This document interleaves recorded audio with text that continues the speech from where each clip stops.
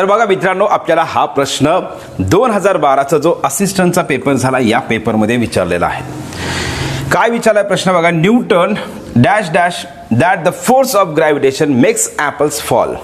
तर एक सिंपल लक्षात येईल तुम्हाला की या ठिकाणी हा जो प्रश्न विचारलेला आहे, न्यूटन यांनी जो लॉ ऑफ ग्रॅव्हिटेशन म्हणा किंवा ग्रॅव्हिटेशनचा जो शोध लावला याच्या संदर्भातला आहे. कशाबद्दलचा आहे? शोध लावण्यासंदर्भात आहे. मग याच्यामध्ये लक्षात घ्या, शोध लावण्यासाठी हे दोन शब्द तर येणार नाहीत. मग याच्यामध्ये कोणता आहे? एक इन्व्हेंटेड आहे आणि एक आहे डिस्कवर. हे दोन शब्द वापरले जातात. शोध लावण्यासाठी दोन्ही शब्द वापरले जातात.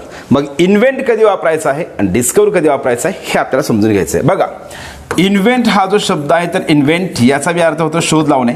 परंतु लक्षात काय ठेवायचं, इन्व्हेंट म्हणजेच काय असते? नव्याने शोध लावणे. नव्याने शोध लावणे म्हणजेच काय? जी गोष्ट जगामध्ये अस्तित्वात नाही अशा गोष्टींचा शोध लावणं त्याला आपण म्हणतो इन्व्हेंट. म्हणजे जगामध्ये ज्या गोष्टी अस्तित्वात नाही त्याचा शोध लावणं. मग उदाहरणार्थ काय असेल? एरोप्लेन असेल तर त्याचा शोध लावलेला आहे. एरोप्लेन हे जगामध्ये अस्तित्वात नव्हतं, त्याचा शोध लावणं म्हणजेच आपण त्याला काय म्हणतोय? इन्व्हेन्शन.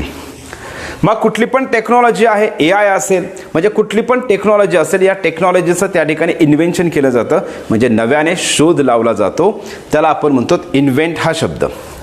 आणि जो डिस्कवर हा शब्द जो आहे तर डिस्कवर याचाही अर्थ होतो शोध लावणेच. परंतु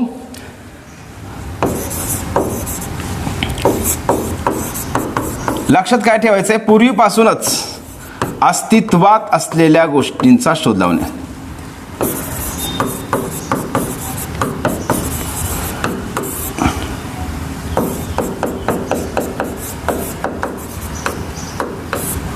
पूर्वीपासूनच अस्तित्वात असलेल्या गोष्टींचा शोध लावणं. लक्षात घ्या, सिंपल आहे. इन्व्हेंट म्हणजेच काय असतंय? नव्याने शोध लावणे. आणि डिस्कवर याचा अर्थ काय होतो? ज्या गोष्टी जगामध्ये अगोदरच अस्तित्वात आहेत अशा गोष्टींचा शोध लावणं त्याला आपण काय म्हणतो? डिस्कवर म्हणतोय.